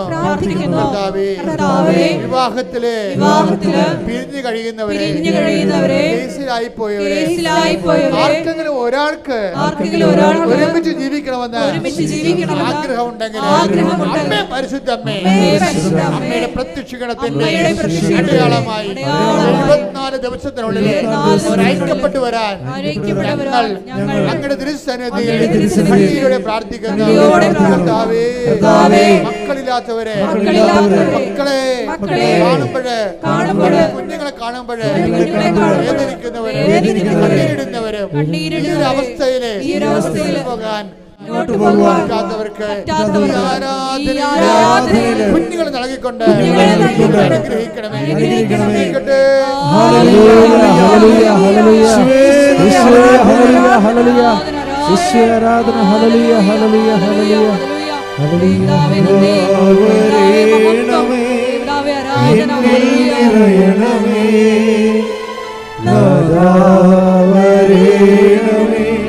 സൗഖ്യം നൽകണമേ, നാഥാവരേണമേ, എന്നിൽ നിറയണമേ, നാഥാവരേണമേ, സൗഖ്യം നൽകണമേ. പരിശുദ്ധ പരമദിവ്യകാരുണ്യത്തിന് എന്റെ പ്രിയപ്പെട്ടവരെ, അകലങ്ങളിൽ ജോലിക്ക് പോയിരിക്കുന്നവരെ, നാട്ടിൽ ജോലി തേടുന്നവര്, സാമ്പത്തിക ബാധ്യതകളിൽ ജീവിക്കാനുള്ള മാർഗം പോലും പണയത്തിലായിരിക്കുന്നവര്, ഇനി ഒരടി മുന്നോട്ട് പോകാൻ പറ്റാത്തവർ, അമ്മയുടെ പ്രത്യക്ഷീകരണത്തിൻ്റെ ശക്തിയാൽ ഞങ്ങളുടെ കഴിഞ്ഞകാല ജീവിതത്തിലുണ്ടാകുന്ന എന്തെങ്കിലും വീഴ്ചകൾ എല്ലാം അമ്മയുടെ സ്നേഹത്തിൽ, ഈശോയുടെ രക്തത്തിൽ കഴുകി മാറ്റിക്കൊണ്ട് ഞാനൊരു പുതിയ കാര്യം നിങ്ങളുടെ ജീവിതത്തിൽ ചെയ്തെന്ന് പറഞ്ഞ പോലെ പഴയതെല്ലാം റൈറ്റ് ഓഫ് ചെയ്തുകൊണ്ട് മായ്ച്ചു കളഞ്ഞുകൊണ്ട് ഈ ആരാധന ശക്തിയാൽ മാതാവ് നിങ്ങളുടെ ജീവിതത്തിൽ യേശുവിൻ്റെ നാമത്തിൽ പുതിയ കാര്യങ്ങൾ ചെയ്യപ്പെടുവാൻ കർത്താവ് അനുഗ്രഹിക്കട്ടെ.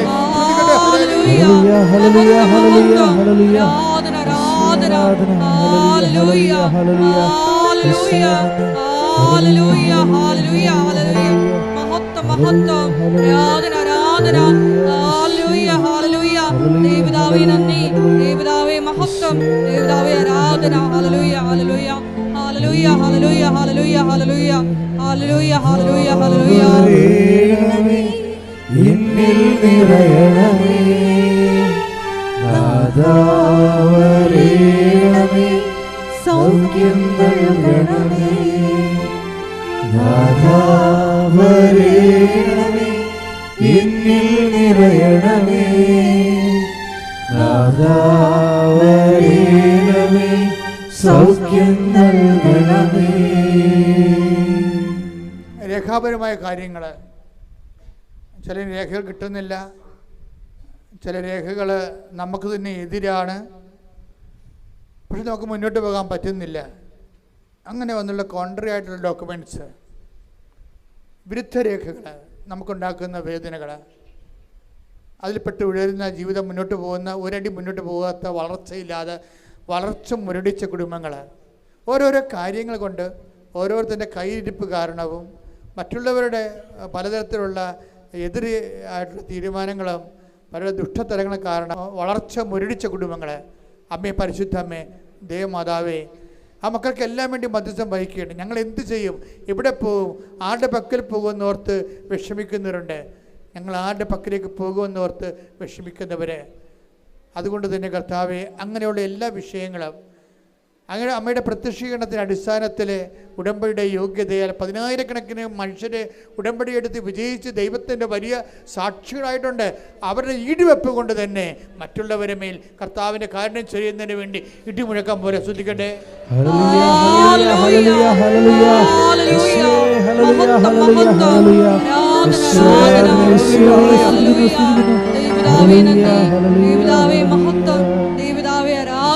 hallelujah, hallelujah, hallelujah, hallelujah, hallelujah, hallelujah. എന്നിൽ നിറയണമേ നാദാവരേണമേ,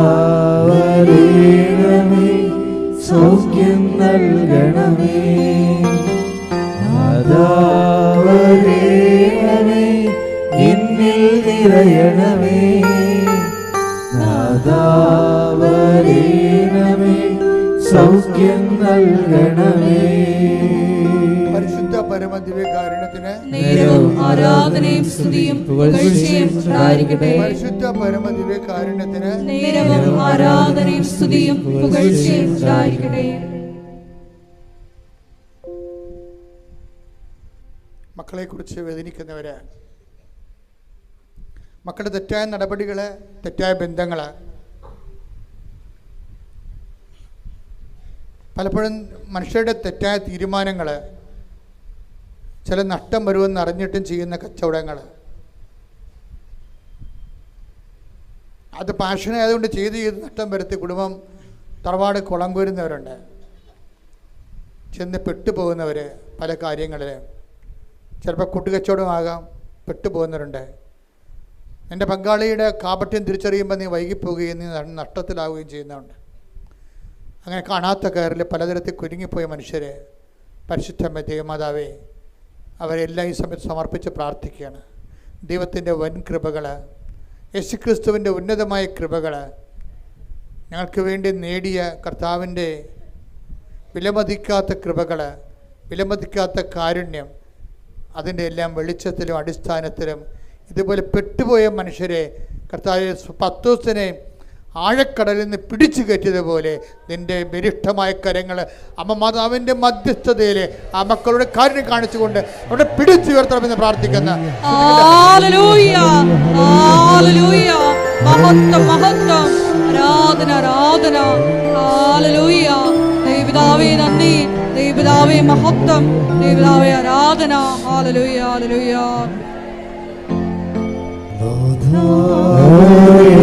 ണമേ എന്നിൽ നിറയണമേ നാദാവരേണമേ സൗഖ്യം നൽകണമേ.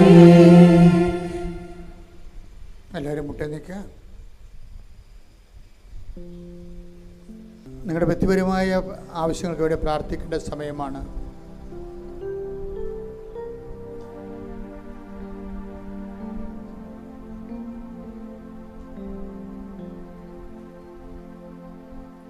അമ്മയുടെ പ്രത്യക്ഷീണത്തിൻ്റെ 21 വർഷം പൂർത്തീകരിക്കുക. അതുകൊണ്ട് തന്നെ ഉടമ്പടി ആ ഒരു വിഷയത്തിൽ അതിൻ്റെ അടിസ്ഥാനത്തിലാണ് നമ്മൾ ഉടമ്പടി നമ്മുടെ ദൈവം നമുക്ക് നൽകിയതും നമ്മൾ ഉടമ്പടി ജീവിക്കുന്നതും. ആരെങ്കിലും തങ്ങളുടെ ഉടമ്പടിയിൽ വിട്ടുപോയിട്ടുണ്ടെങ്കിൽ, അതിൽ നിന്ന് വ്യതിചലിച്ച് പോയിട്ടുണ്ടെങ്കിൽ, നീ പഴയ കാലങ്ങളെല്ലാം നിന്നെ റൈറ്റ് ഓഫ് ചെയ്തുകൊണ്ട് കർത്താവ് ഒരു പുതിയ സ്നേഹത്താൽ നിന്നെ സ്നേഹിക്കുമെന്നുള്ളത് കർത്താവിൻ്റെ വാഗ്ദാനമാണ്. ആ വാക്കിൽ ആശ്രയിച്ചുകൊണ്ട് നിൻ്റെ ഉടമ്പടി പുതുക്കുവാനും പുനർജീവിപ്പിക്കുവാനും കർത്താവ് നിന്നെ സഹായിക്കുന്ന വിലപ്പെട്ട ദിവസങ്ങളാണിത്. അടിയന്തര തീരുമാനമെടുത്തുകൊണ്ട് ഉടമ്പടി പുതുക്കി ജീവിക്കാൻ നീ സഹായിക്കട്ടെ. ശ്രുതികട്ടെ. ഹല്ലേലൂയ, ഹല്ലേലൂയ, ഹല്ലേലൂയ, ഹല്ലേലൂയ, ഹല്ലേലൂയ. മഹത്വം, മഹത്വം, ആരാധന, ആരാധന. ദൈവപിതാവേ നന്ദി, ദൈവപിതാവേ മഹത്വം, ദൈവപിതാവേ ആരാധന. ഹല്ലേലൂയ, ഹല്ലേലൂയ, ഹല്ലേലൂയ, ഹല്ലേലൂയ, ഹല്ലേലൂയ. ജോലിയില്ലാത്തവരും ജോലി അന്വേഷിക്കുന്നവരും, കുടുംബത്തിൽ ഒരാൾക്കെങ്കിലും ഒരു വരുമാനം ഉണ്ടെങ്കിൽ ഭക്ഷണം കഴിച്ച് ജീവിക്കാമെന്ന് ആഗ്രഹിക്കുന്ന നൂറുകണക്കിന് സങ്കടക്കാരുണ്ട്. അവരുടെ വിഷയത്തിൽ കർത്താവ് തീരുമാനമെടുക്കും, അടിയന്തര തീരുമാനമെടുക്കും. നമ്മളെല്ലാവരും അതിനു വേണ്ടി പ്രാർത്ഥിക്കുന്നുണ്ട്. ഒരാൾക്കെങ്കിലും വീട്ടിൽ ജോലി ഉണ്ടെങ്കിൽ ഭക്ഷണം കഴിച്ച് ജീവിക്കാമെന്ന് ആഗ്രഹിക്കുന്ന കുടുംബങ്ങളുടെ പേര്. അതുപോലെ ജോലിയില്ലാതെ വേദനിക്കുകയും ഒത്തിരിയേറെ പരിശ്രമിക്കുകയും മടുക്കുകയും ഞാൻ ഇനി ഇല്ല, ഒരിടത്തും പോണില്ല എന്ന് വിചാരിച്ചുകൊണ്ട് വീട്ടിൽ നിരാശപ്പെട്ടിരിക്കുന്നവർക്കെല്ലാം കർത്താവിൻ്റെ തിരുമുറുവാർന്ന് ഉയർത്തുന്നേറ്റ് കർത്താവിൻ്റെ കൂട്ടി വലിയ ആശീർവാദം ലഭിച്ചുകൊണ്ട് അവർ ഉണരട്ടെ, അവർ വളരട്ടെ, അവർ അതിജീവിക്കട്ടെ. യേശുവിന്റെ നാമത്തിൽ പ്രാർത്ഥിക്കുന്നു. ആമേൻ. ഹല്ലേലൂയ, ഹല്ലേലൂയ. മഹത്വം, മഹത്വം, ആരാധന, ആരാധന. ഹല്ലേലൂയ. ദൈവപിതാവേ നന്ദി, ദൈവപിതാവേ മഹത്വം, ദൈവപിതാവേ ആരാധന. ഹല്ലേലൂയ. ആരാധന ആരാധന ആരാധന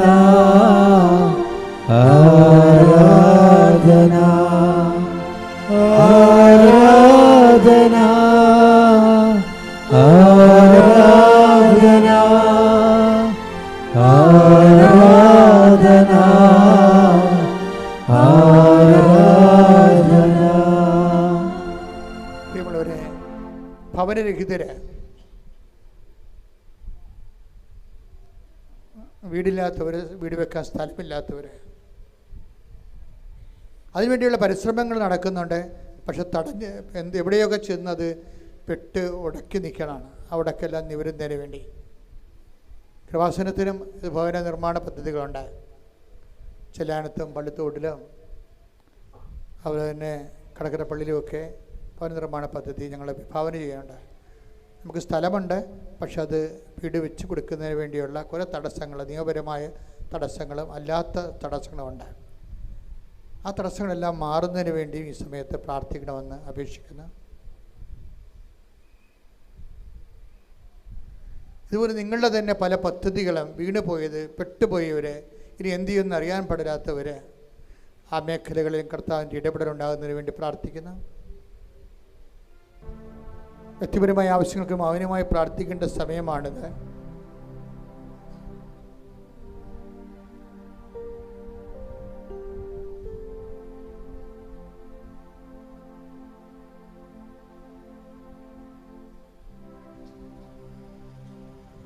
ദിവ്യകാരുണ്യനാഥൻ്റെ മുമ്പിൽ നന്ദി നിറഞ്ഞ ഹൃദയത്തോടെ ഒരു നിമിഷം നമുക്കായിരിക്കാം. അവനെ സൂക്ഷിച്ചു നോക്കിയപ്പോൾ അന്ധന് കാഴ്ച കിട്ടിയതുപോലെ ഈശോയെ, ആന്തരികമായി വലിയ ദൈവസ്നേഹത്താൽ നിറഞ്ഞുകൊണ്ട് നിന്നെ നോക്കുവാൻ, വചനത്തെ ഒരുക്കുവാൻ, ആത്മാഭിഷേകം പ്രാപിക്കുവാൻ, സാക്ഷികളായി ഉയർത്തപ്പെടുവാൻ ഈശോയെ പ്രത്യേകമായിട്ട് ഈ പ്രത്യക്ഷീകരണ കൃതജ്ഞത ആരാധനാ മണിക്കൂറിൽ അങ്ങയുടെ മക്കളെ അഭിഷേകം ചെയ്യണമേ എന്ന് പ്രത്യേകമായിട്ട് പ്രാർത്ഥിക്കുന്നു. ലോകത്തിൻ്റെ അതിർത്തികൾ വരെ ക്രിസ്തു സാക്ഷ്യമായി പ്രശോഭിക്കുവാൻ ഈശോയെ, ഞങ്ങളുടെ ഓരോ ജീവിത ദുരന്തങ്ങളെയും ഈ ആരാധനാ മണിക്കൂറിൽ സ്വർഗം സന്തോഷിക്കുന്ന അതേ മഹത്വത്താൽ അടയാളങ്ങളാക്കി ഞങ്ങളുടെ ജീവിത ദുരിതങ്ങളെയും മാറ്റണമേ എന്ന് പ്രാർത്ഥിച്ചുകൊണ്ട് ശിരസ് നമിച്ച് ദിവ്യകാരുണ്യനാഥൻ്റെ ആശീർവാദം നമുക്ക് സ്വീകരിക്കാം.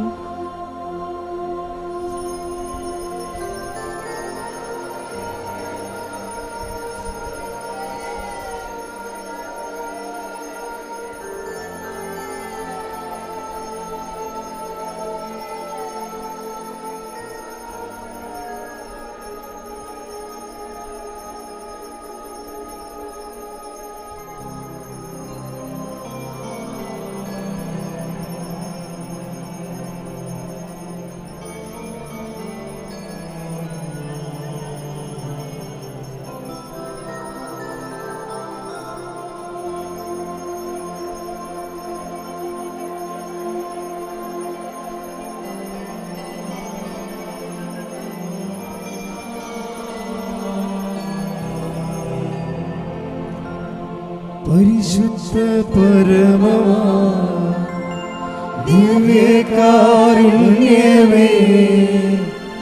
എന്നുമെന്നും അങ്ങേയ്ക്കാരാധന. പരിശുദ്ധ പരമമാ ദിവ്യകാരുണ്യമേ, എന്നുമെന്നും അങ്ങേയ്ക്കാരാധന. പരിശുദ്ധ പരമമാ ദിവ്യകാരുണ്യമേ,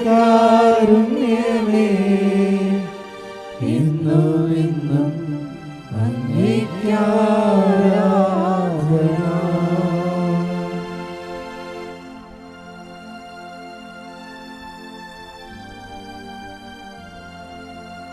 ആവേ ആവേ മരിയ, ആവേ ആവേ ആവേ